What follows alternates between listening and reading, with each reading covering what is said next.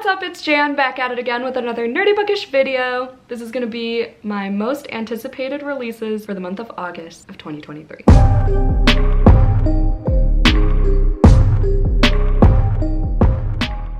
I have a long to-do list today. Filming this video is on there, so we're getting her done. I read a wide variety of genres, so this isn't just one specific genre, it's gonna be a range. And today we have 17 books that I'm excited for the month of August. I also use Goodreads as my lovely little assistant, as I always say, and I paraphrase. Don't worry, I don't read the synopses verbatim because Goodreads is free, y'all can just look it up yourselves, but it's all in one place for my most anticipated. Sorry for all the clutter in the background. It's gonna be this way until I move, okay? I am gonna do my best to talk about these in publication order. I didn't write them down in publication order, so it might be chaos. I also have a few ARCs and early copies of some of these, and I forgot to grab them, so we're gonna get up mid-video. All right, the first book I want to talk about, I actually pre-ordered and it comes out tomorrow. Today is July 31st as I'm filming this. Don't know when this is going to be up. I am hoping it'd be during the first week of August. That's the goal. But also full moon readathon is going to be going on, so we'll see. Y'all don't care. Y'all just care about what the first book is. Comes out August 1st. Bring Me Your Midnight by Rachel Griffin. So I actually have a digital ARC of this and I forgot about it until today. I don't know how I forgot about it. They had this promo thing where you join the book club on this app called Fable, and then you get a digital ARC if you join like the online book club and stuff. The first 100 people got in,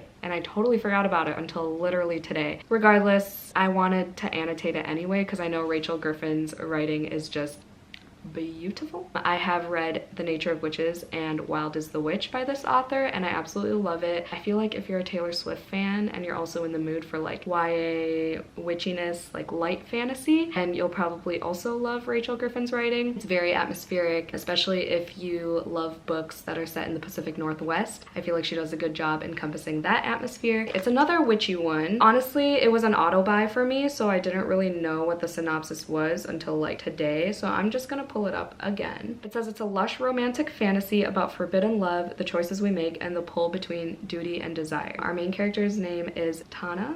Her life's been planned out since she was born. Set out to marry governor's son Landon. Oh my god, I love that name because it's from A Walk to Remember. And secure an unprecedented alliance between the witches of her island home and the mainlanders. Her coven has appeased those who fear their power for years by releasing most of their magic into the ocean during the full moon. Can we talk about how on brand this book is? And I'm gonna read it during the full moon readathon. It's gonna be a whole moment. There's no one she can turn to for help until she meets Wolf. He claims he's from the coven that practices dark magic. That magic makes her feel powerful and alive. There's danger, there are alliances. Tana has to make some choices. Loyalty to her people, to her heart. Marrying Landon would secure peace for her coven, but losing Wolf and his wild magic could cost her everything else. I love books where characters have to make such big decisions. You usually lean towards one or the other. It's like nice to see how everything plays out. So I'm really excited for this one. Plus, the first edition of all of Rachel Griffin's books, like the first round of prints, always have like a pretty ass naked cover, and this is no exception. I'm so freaking excited to have this book on my shelves. Another book that comes out on the 1st is The Trap by Catherine Ryan Howard. I just heard about this book today. This is the same author as 56 Days, which I do want to read before I get into this one because 56 Days was her debut, so I want to see her writing and evolve, if anything, you know. But this one caught my attention because it says it's an unsettling mystery inspired by a series of still unsolved disappearances in Ireland in the 90s, where one young woman risks everything to catch a faceless killer. I love fiction books that are based on true crime. Buzzword for me, you know? I also love books set in Ireland. Ever since Normal People, I just love Irish authors writing. I don't know, something about it. Is Catherine Ryan Howard Irish? I don't know. A nameless man drives through the night, his latest victim in the back seat. He's gonna tell her everything from the beginning. He's gonna tell her everything from the beginning. I kind of love that. It kind of reminds me of The Book of Cold Cases by Simone St. James, but that one was a 3-star. We'll see how this goes. The cover is just what a lot of thrillers look like now, with like the neon lettering, and then there's like an eerie car in the background. I knew there was at least one more. Family Lore by Elizabeth Acevedo, who wrote The Poet X, which I read twice. Clap When You Land I've read With the Fire on High, so I have to read this one. And and keep up with Elizabeth's books. Again, it was an auto like interest for me because I love this author. The story of one Dominican American family told through the voices of its women as they await a gathering that will forever change their lives. Flora has a gift. She can predict to the day when someone will die. Wait, I love that. It's like The Immortalists. I know a lot of people hate that book, but I kind of liked it. She decides she wants a living wake to celebrate the long life she's led. Interesting. Sounds like Camilla is the youngest sibling and often the forgotten one. She's decided she no longer wants to be taken for granted. So it sounds like coming of age, maybe revenge. It's a generational story. The next generation cousins Ona and Yadi.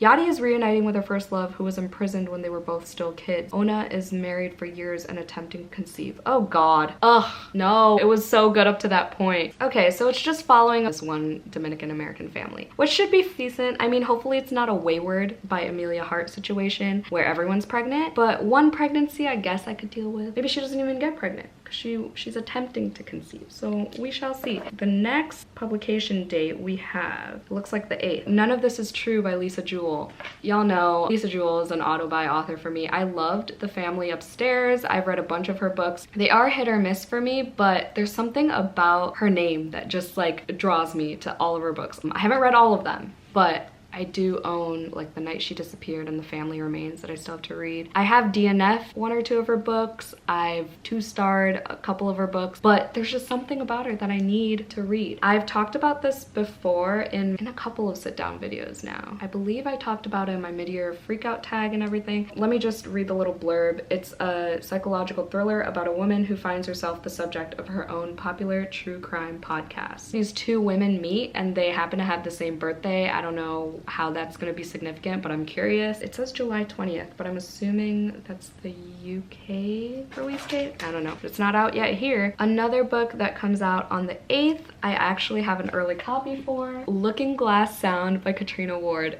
Thank you so much to Tor Nightfire for sending me this because my jaw was on the floor. First of all, I got the digital ARC and I was already happy with that, and then I got this in the mail and I was like, eh. I totally forgot they like offered to send it to me. I'm just so excited to read all of Katrina Ward's books because I loved The Last House on Needless Street and I'm so intrigued by Little Eve and Sundial. So I do want to do like an author spotlight type of vlog. I do have a series name for that type of video, but I'm not gonna let it out to the universe just yet. But I think I'm gonna start with Katrina Ward for that one because I keep talking about it every time I see her books. In a cottage overlooking the windswept Maine coast, already love the setting. Wilder Harlow has begun the last book he will ever write. So the book that he's writing is about summer days of his youth in Whistler Bay, the bloodstained path of the killer that stalked this small vacation town, discovered entombed in the coves off the bay. Why is that sentence so weird? So they make a pact, they discover things in coves like hidden around this cottage. A woman with dark hair drowning in the icy waters below, calling for help. An old friend now dead. Entire chapters he doesn't recall typing appearing overnight. No longer able to trust his own eyes, he begins to fear that this will not only be his last book, but the last thing he ever does. So there are all these eerie things going on. It's set on the coast in Maine, so it just seems like perfect like gothic setup, you know? I'm so excited for this. God, I want to read this like soon. Why do I do this to myself? Also on August 8th, I have an e-arc for this one as well, and that is Masters of Death by Olivia Blake. I've read The Atlas 6 and Alone with You in the Ether, and I own One for My Enemy. I just want to read everything she writes. I also own The Atlas Paradox, which I still gotta get to. But Masters of Death is a vampire book, so of course I'm excited for that one. I don't know why I haven't read it yet, but the cover is so cool with this like skeleton. Oh, is this a reprint? Yeah, it says it was first published on January 30th of 2018. So yeah, I did hear that some of her books are getting like re-released. Story about vampires, ghosts, and death itself. I'm already sold. Like, need I say more? Our main character, Viola, is a struggling real estate agent and a vampire. The house that she needs to sell is haunted. The ghost haunting the house has been murdered, and until he can solve the mystery of how he died, he refuses to move on. Another character named Fox is a medium, though is also most definitely a shameless fraud. He's actually the godson of death. Wait, this sounds so much better than I remember. So then they join forces and they try to solve this murder to get the ghost out. Is that what's happening? But with the help of an unruly poltergeist, a demonic personal trainer, a sharp-voiced angel, a love-stricken reaper, and a few high-functioning creatures, Vi and Fox soon discover the difference between a mysterious lost love and an annoying dead body isn't nearly as distinct as they thought. Stop, that sounds so fucking good. Stop, I don't have room in August for this. Why do I do this to myself? I keep saying that, but like seriously, it's so annoying how interesting all these books sound. All right, and then the next book that comes out on August 8th is called The Dark Place by Brittany S. Lewis, who wrote The Undead Truth of Us, which I unfortunately gave 3 stars, but I was really excited for that one. And this one sounds creepy. It says you can only hide from your nightmares for so long, and I love books about nightmares. Dreams, not so much. Nightmares, I can get behind. Hayley Williams disappears. She vanishes from our world, materialized in a dark, twisted version of the night that changed her life forever, the night her older brother went missing. That doesn't make sense to me, but we're gonna keep going. They're trying to unravel the truth about her brother. She's yanked away from the dark place back to our world. She's trying to find normalcy. She goes to parties and stuff. She meets a boy and then disappears right in front of him. She and the boy investigate the truth about time, space, and reality, with Hayley increasingly convinced her time travel holds the key to saving her brother. See, I'm not a huge, sorry for these sun stripes. I'm not a fan of time travel, but when it's done well, there have been exceptions. I really liked Only a Monster by Vanessa Len. It's the only one I can think of right now. I can tolerate it if it's done well, so hopefully this is done well because I want to give Brittany S. Lewis another chance. The next release date we have, it looks like it's the 15th, and we have another vampire book called Vampires of El Norte. Ew, I sounded so American. El Norte? El Norte? Norte. I'm just gonna embrace the Americanness, okay? This is by Isabel Cañas. This author wrote The Hacienda, which is actually my Patreon buddy read. It won the poll, so I was like, wow, what a coinkydink. Vampires and vaqueros face off on the Texas-Mexico border in the supernatural Western. I don't know if I've ever read a Western in my life, but I'm willing to expand my horizons for the sake of vampires.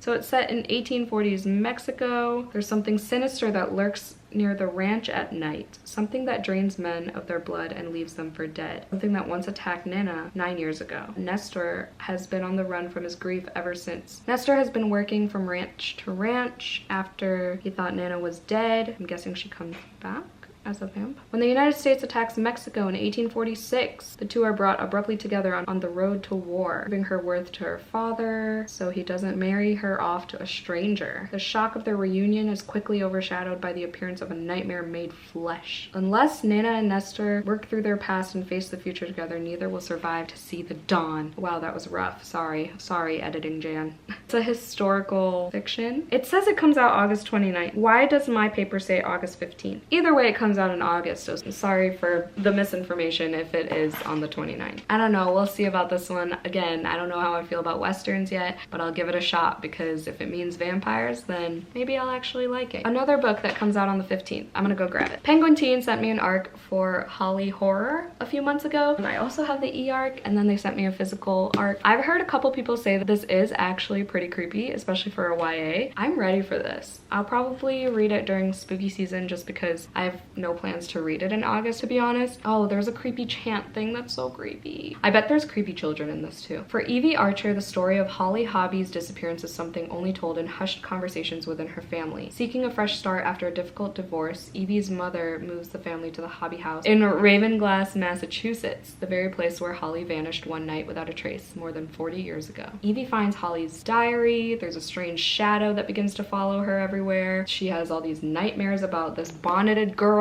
Is Holly trying to reach out to her? Is there something worse? Yeah, that sounds creepy. This cover is stunning though. There's like a house in this bonnet as well. I mean, this would be a good spooky season read, and the chapter headings have her on there. So cute. Okay, this is back on my radar now. The sun is going down and it's showing. The next release date we have is August 22nd. Oh, this one I just found out about today too. The Year of Second Chances. This one just seems like it's one of those like feel-good books, you know, where you can learn a little bit of something about maybe yourself, about life in general, about humans in general. It seems like it'll have like really good quotes. I don't know, but it's by Laura Avery. One woman's uplifting journey of possibility, second chances, and falling in love again with life. Perfect for fans of P.S. I Love You. I might cry because people compare Pack Up the Moon by Kristen Higgins to P.S. I Love You, and I sobbed while reading that book. And this is really distracting to me, so I really don't know what to do. Can you just deal with it? It's artsy. We'll roll with it.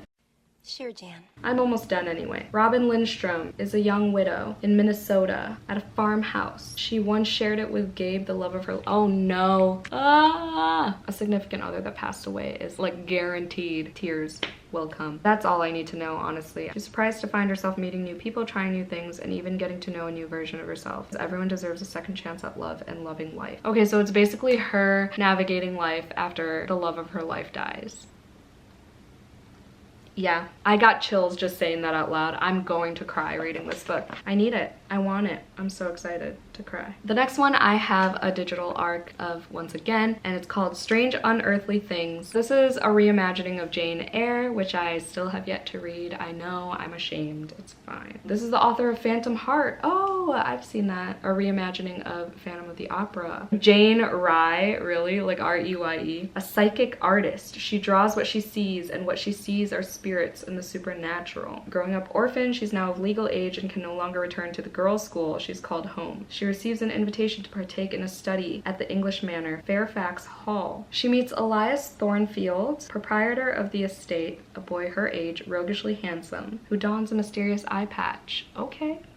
And then there's a mystery with that and who Elias is. I don't know what to do with this. Oh, that's even worse. I'm so sorry. But yeah, this just seems like spooky eerie with a cute romance. I feel like I would enjoy it more if I do read Jane Eyre first, so we shall see. But I love this cover. I requested it from Penguin Teen and I got it, so thank you, Penguin Teen. I have yet to get to it, however. But it's my favorite, like, old English Gothic font, so. Oh my god, I need to hurry. Okay, now all we have left is 829. And speaking of Only a Monster by Vanessa Len, the sequel comes out August 29th. This story revolves around this girl, or well, this group of people who have the ability to time travel, but it's like a unique form of time travel because they do it by taking years from other people. God, I can't. Is this better? This is a little bit better. We'll film like this for now. These are all Joey's books, LOL. It's awful, I'm so sorry. As I was saying, the way that they time travel is they take time from random humans, just like in the street or people they know possibly. So let's say they want to travel back 5 years. They could either take 5 years from one person, or they can take like 1 year from this person, 3 years from that person, another year from this person. So that's interesting. I don't think I'm gonna reread the first one before going into the sequel. I don't remember much from the first one, but clearly I was intrigued enough to read the sequel eventually. So there's that. Another book that comes out on the 29th is called A Multitude of Dreams. This was recommended to me by Tori from Tori Between Pages, and she said it's very like gothic, eerie, spooky, right up my alley. This is by Mara Rutherford. The bloody plague is finally past, but what fresh horror lies in its wake? Princess Imogen has lived a sheltered life for 3 years at the boarded up castle. She and the rest of its inhabitants are safe from the plague, but she has a secret. What's her secret? I don't know.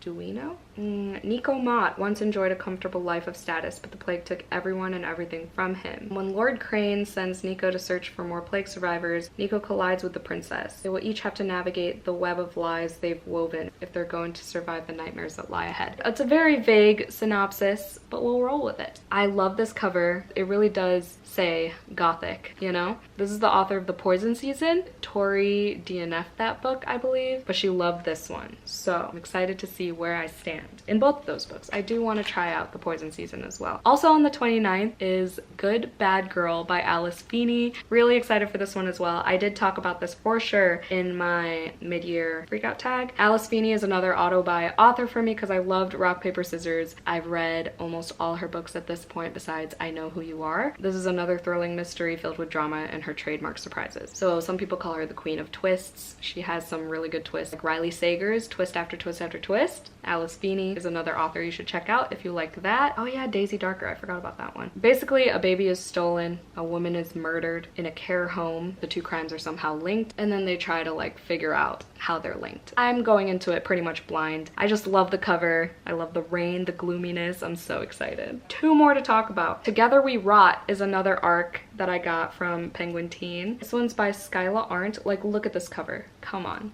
Come on. And just that title literally didn't need any more information, but I'm gonna give it to y'all. A teen girl looking for the truth about her missing mother forms a reluctant alliance with her former best friend in exchange for hiding him from his cult-leading family. And it has a cult, another buzzword for me. Satanic rituals, something inhuman is growing inside of him. Everywhere he goes, the plants come alive and the forest calls to him. Nature horror too.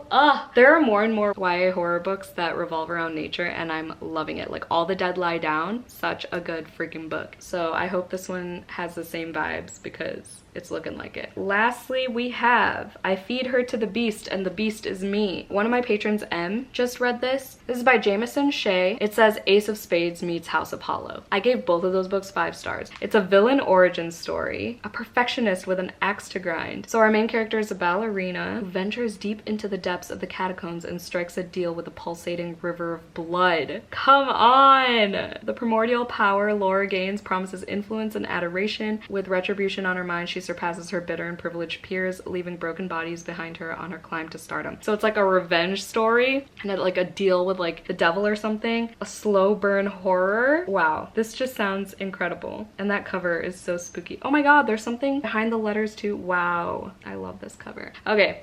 Those are all of them. I'm sorry this was so rough. I'm also sweating and the lighting is awful, so we're just gonna end this. I could have put in more effort to relocate, but I am who I am. If you made it to the end of this video, we'll just do the blood drip. I don't know why this is drip. The blood drip emoji to represent all the vampire books, all the horror book in this list. Let me know if you're excited for any of these books as well. Thank you so much for watching. Hope y'all had a great day. Stay safe and stay spooky always, and I'll see y'all in my next one. Bye.